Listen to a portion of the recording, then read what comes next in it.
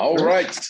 I've got Willie Campos here, and today he's going to tell us how he helped one window installer window and door installer get 300% growth and average order growth from $8,000 to $12,000, how they used paid search, and later on about the performance max techniques they're in, the importance of improved calls, or how they improved their calls to actions, how they made the right landing pages, how they actually reduce the over amount of leads to increase call time, which is super important, and how they use older customer data to improve campaigns. Willie and I are going to get at it in just a second, but don't forget this is brought to you by videocasestory.com. We're going to talk about creative here, and one of the best creatives you can have are customer stories, client stories. And the best place to get them is videocasestory.com, because testimonial stink will help you to collect, craft, and deliver those video case stories. Just go to videocasestory.com.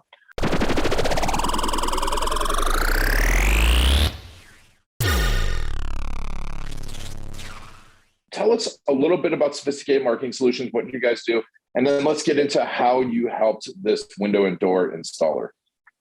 Yeah, definitely. So we are an agency that focuses primarily on paid search. So that's our expertise, growing business, whether it's generating leads or sales through Google Ads and even Microsoft Ads, and depending on the client, sometimes other channels work, but mainly those two channels are where we focus our efforts. Nice. And tell me about how you got to work with this window and door installer.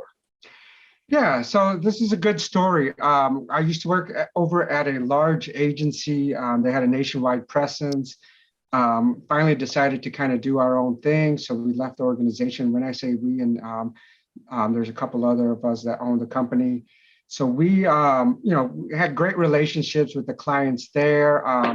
There was always some disconnect between clients and the agency. So we left, we let all our clients know we were just kind of going to do our own thing. And eventually this particular client sought us out. They did a little bit of research. They were unhappy. They were still with that marketing agency. So after some time, they researched us, found a company that we started, and got in contact, and just from there, just started to expand our relationship. Nice. And how did you, tell me about, real quick at a high level, what were the results that you got for them? Yeah, so the outcome, the results of after, so they're currently still our clients. What we've seen in the last year is a 300% growth in their sales overall for the client, and 58% of the sales that are being generated are coming from Google and Microsoft leads. So they've seen a tremendous amount of increase.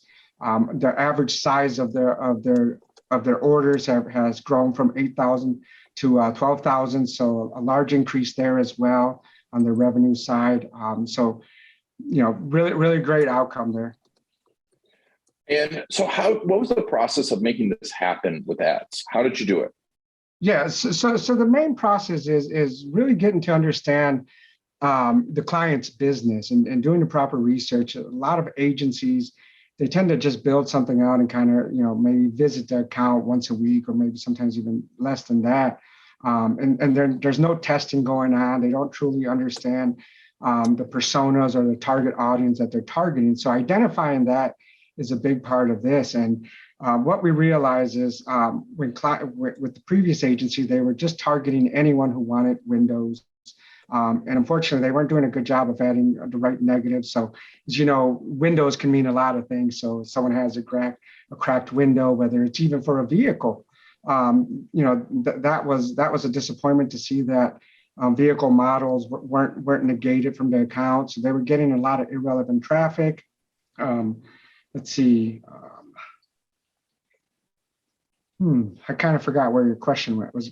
No problem. I mean, what was the process? So the process. You went in, yeah. Yeah. So something that we always do, especially with clients that have existing accounts, is do a complete audit of the account and identify where there's opportunities, if there are any strengths in that account, and then also take that and act as if we're starting completely brand new. So doing a lot of keyword research, a lot of interviews with the owners or the stakeholders of the company to kind of identify who exactly they want to target, and not just that, but who are their actual clients. So a lot of times there's a disconnect where they want to target a certain demographics or a certain audience, but those aren't their clients that they're actually getting. So identifying that, restructuring the account to what makes sense. With Windows, as an example, there's so many different types of windows. There's aluminum, there's wood clad windows, there's egress windows, there's bay windows. There's just a tremendous amount of different types of windows, and structuring the campaign properly so you have the message that's proper to that particular type of ad group or campaign. Next is making sure that we have a proper strategy for the type of ad content. So if we're targeting top of funnel users, that message is different than users who are bottom of the funnel, or even users that we're remarketing. So making sure that the ad content is proper to that particular audience that we're targeting. Having strong call to actions is important, especially down at the bottom of the funnel. A lot of times, it's easy to just say free estimate or free consultation, but having something stronger in how it's going to solve their problem. So a lot of times, even identifying something as having a drafty window, or windows that are that have a lot of moisture, and then having a call to action to solve that problem as well, not just with the free estimate, but resolving that issue. If it's lead generation, something that we also realize is there's not a lot of good call tracking that some of these agencies use. They tend to use Google's call tracking feature in there, which isn't as powerful as using something like call metrics or what converts, or some of these other these call tracking providers. Recording calls, if it's legal in that state. And the reason that we like to record calls is we do go through those calls and we identify opportunities. Perhaps we're getting a lot of leads, but they're just not the type of leads that we want. And we can identify reasons behind that. And then not only that, but these call tracking platforms give you a lot of analytics that Google or Microsoft don't give you. So it's better to have that particular platform to be able to analyze that data, specifically when calls are the most important type of lead that the client wants to generate. And last is, making sure that you have the proper type of landing page, whether if they have an in-house designer where we can communicate with them on how to fix the issues there, or we build one in-house here and through just a landing page.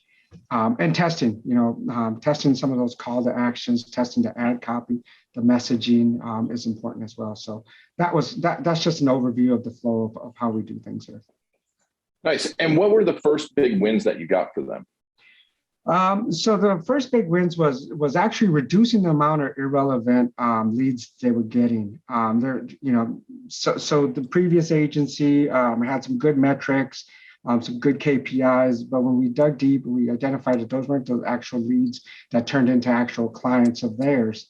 We actually increased the call time as what consists of a conversion. So instead of having a 30-second or a 60-second call that registered as a conversion, we knew now from listening to these calls that a client that was actually going to turn into someone who was going to have an estimator go out wasn't a 30-second or 60-second call, but a longer conversation with the client or with the potential client. So reducing the amount of irrelevant calls, which also reduced the amount of unnecessary spend. So that was a win. We created remarketing campaigns. So the client, very old school, had a lot of Excel spreadsheets of all their clients, tens of thousands of clients. They've been in business for decades in the Seattle area. So using that data, pushing it into Google so we can retarget those same users. And the reason that we did that is because a conversation we learned with having that we had with the owners was that when users or when clients get windows replaced in their house, most of the time they don't replace all of their windows. So if they have 15, 20, 30 windows, they're getting maybe 5, 6, 7 windows at a time replaced. A lot of times due to cost or just due to, okay, we want these set of windows, which are a priority. And there was no follow-up with the client that. So we use that data to retarget those users and get that message in front of them that they have the ability to still replace the additional windows that they haven't replaced. So A lot of that was just discovery and having those conversations with the clients, and using the data that they already had to retarget those users. Gotcha. And then, so when you start to do, how did you start to like target those people with the older Windows, that type of thing? Yeah, the people that didn't replace them all. So Google allows us to upload customer data. It matches their data with what Google has, and we can use that as an actual remarketing list. So besides using website visitors, whether it's 60, 90, 30 days, the data that they had went back years. And a lot of times, these customers would tell the client, or will tell our client, we're going to get the rest of the windows replaced, and there was just no type of follow-up. So we allowed that to be able to get that message in front of them, that they replaced windows in the past with ProCraft, because this was a list that we had of past customers of theirs, and remarket those users and get that message in front of them to kind of consider the product category once again. And they were already familiar with the brand name. So just kind of considering getting into top of mind, and then obviously down the funnel, if they decided to do a more in-depth search, that's what the search campaigns were for. Nice. And so how long did it take before you started seeing great results? So it took us probably about 90 days before we started to actually see real results. And a lot of that has to do with the display campaign, having some time to, the brand awareness, the product consideration, refining the campaigns, making sure that, we were in there daily, negating anything that we saw that was irrelevant. What we didn't know is we would reach out to the client, have conversations with them. Are these the type of users that are searching for certain windows? Are these the type of searches you want? And a big thing is the supply chain kind of disrupted, the lead time for having Windows installations. So we kind of took that we took that into consideration with our messaging as well. So right now, currently, if a user wants to get Windows replaced, there's a 3 to 6 month, depending on the manufacturer that they go with. So knowing that window, okay, we're 3 to 6 months behind. Winter is coming, and some users want to have their Windows installed before winter, and then same thing with summer. Knowing exactly when to have that messaging. So there was that 3 months before they started to actually see not just their estimators going out and making contact with the client, but also having signed contracts for their clients and actual contracts. So it took us about 90 days before we started to see incremental increases, and right around 6 months is when we started to see really big impacts. Nice. And so now, that's amazing. The average, the 300% growth in sales.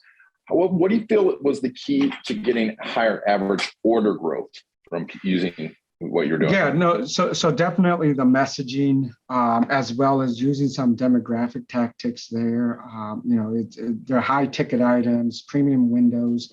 So targeting, household income as well, negating the household incomes that we didn't want, identifying zip codes where conversions were coming through, but they weren't the type of conversions they wanted, didn't lead to the type of ticket sales. So, it's a large window installation company that doesn't just have one estimator go out, they have crews that go out. So it's important to have in the messaging the type of client you want. So it's not just, if you were to search window installation, for an example, you'll find messaging on users who just want one window replaced. We were trying to capture the users that wanted multiple windows and larger jobs, even the installation of what's called egress windows, which increases the value of people's homes. And especially during a time when real estate was very, very hot and still is in the Seattle area, is when they convert a window into an egress window, it now increases the number of bedrooms in their homes. So users who are, or not users, but customers who are looking to sell their homes by adding or converting to an egress window, now they have an additional bedroom that they can advertise for the sale of their home. or if they want to rent out a space. So there was a lot of that messaging going in. And those are big ticket items, as well as multiple windows, and even putting the lead times into the messaging was important. So someone who has a cracked window knew that our ad wasn't for them if they're just looking to replace or repair one window. So the messaging is very important in those ads to make sure that you're targeting the correct audience and they're actually clicking on the ad. That's amazing. I mean, it's so important to think of it because I think so few people think about that entire life cycle of messaging. Well, this is awesome. What great results. So we'll put a link to your website in the show notes. What's the best way to follow you, Willie, on the internet? Where are you most active? Yeah, so I'm on mainly LinkedIn, Facebook, Twitter. If you're looking for the company, we're on LinkedIn as well, and Twitter, Facebook as well. So all of the normal channels. Yeah, I mean, this is awesome. If someone has this type of company, a home services company, definitely reach out if you're looking for pay-per-click. This is fantastic. But Willie, thank you so much for being on the show. Next up, in the next section, we're actually going to go over how you use Performance Max in conjunction with other campaigns to really amplify your results. But I really appreciate you being on and telling the story. Thanks, Willie. Thank you, Ian. I appreciate it. Awesome. And thank you all for taking Willie on your journey. This has been Iron Garlic and the Garlic Marketing Show.